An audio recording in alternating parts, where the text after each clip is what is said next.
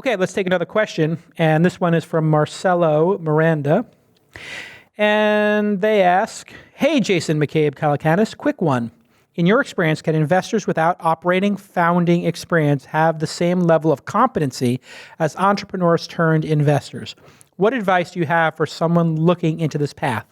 You're probably on the wrong side of history.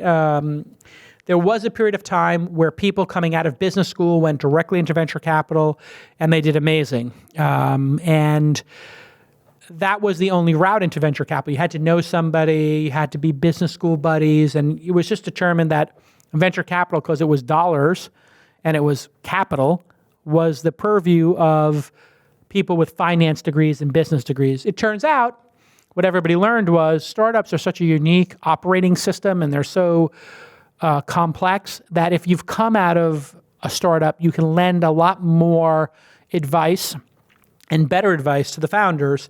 And what that means is people like Fred Wilson or Bill Gurley, who are two of the greatest venture capitalists of all time, who I don't believe had operating roles. I think they were career venture capitalists. Somebody can check that for me. But I know they've been venture capitalists since as long as I've known them. Those are two of the people with the best records. So actually your performance does not mean, your background does not actually correlate with performance to the best of my knowledge. Michael Moritz from Sequoia, who had one of the best track records of all time, he was a journalist. I am a journalist. O'Malley, a former journalist. So there's many ways to get into venture capital. What is different today, Marcelo, is I think that if you have no operating experience at a company, the entrepreneurs themselves may not want you as a board member. They might actually look and say, you know what? If I had to pick between Roelof Botha from Sequoia, who was the CFO of PayPal, and you, I'm going to go with the person who took PayPal public. Or if I'm going to pick, Josh Ellman or somebody who is just a, MBA from Harvard, and Josh Ellman's done growth at these three other companies, and he knows all the growth people, and they talk shop about growing startups. I want the growth person on my team. That's where I think you'll run into your challenge, is that people will not take you as seriously, the entrepreneurs themselves, because you're not an entrepreneur. It's sort of like what's happened in, I think, the NBA. You have a lot of people who were great players who became great coaches. So you have Doc Rivers now is considered one of the great coaches. Phil Jackson was obviously played for the Knicks and is the greatest coach of all time. But, you have other coaches who were not actual players previously. So, I think it's possible, but not probable, that you'll be a great venture capitalist without having run a company or started one. But you don't even have to have started it. Now there is a very big movement of the best operators from the management teams of startups. So if, for example, Sheryl Sandberg, who was brought into Google and brought into Facebook, two rocket ships, which she got on very early, she would be the greatest venture capital get for any venture capital firm ever, because just the operational experience she has is so tremendous. But I don't think she's technically a founder, right? So, but you would probably want her above many founders. So if you had the founder of a company that grew to $1 billion, would you want them on your board, or would you want Sheryl Sandberg, who was the operator who got these companies from, a couple of $100 million to, a couple of $100 billion in two cases? So, you're on the wrong side of history, Marcelo. I'm sorry. Get some experience. Go work at some startups just to have it on your belt. And it will also be good for your empathy. You'll actually understand what the entrepreneurs are going through because you've seen how hard startups are. Let's take another question.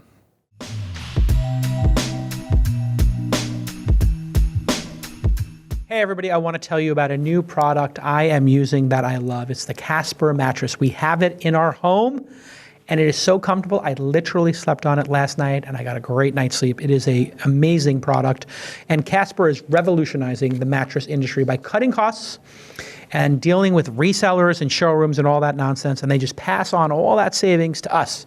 They're loyal consumers. Casper mattresses are obsessively engineered at a shockingly fair price.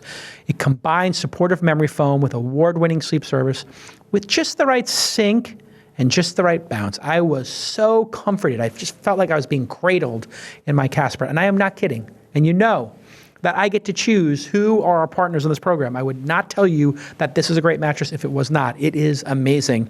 It's incredibly breathable, and it will help you regulate your temperature through the night. I have that problem. If it gets too hot, I start sweating. Oh, it's terrible. It's disgusting. I like to be nice and cool, and I feel like the temperature and the breathability of it is perfect. There are 20,000 reviews, and the average is 4.8 stars. You cannot make this up. They are becoming the internet's favorite mattress, and that's based on Casper, Amazon, and Google reviews, the real reviews. Free shipping and returns in the US and Canada. It's designed, developed, assembled here in the United States of America. I use the mattress. I love the mattress, and you can try it for 100 nights risk-free in your own home. If you don't love it, they'll pick it up and refund everything. There is literally no risk. 100 nights risk-free. So here's your call to action. Get $50 towards any mattress purchase by visiting Casper.com/twist and using the promo code TWIST. Go to Casper.com/twist and use the code TWIST, TWIST, as in This Week in Startups, and you will get $50 toward any mattress purchase. Just visit Casper.com/twist and use the code TWIST.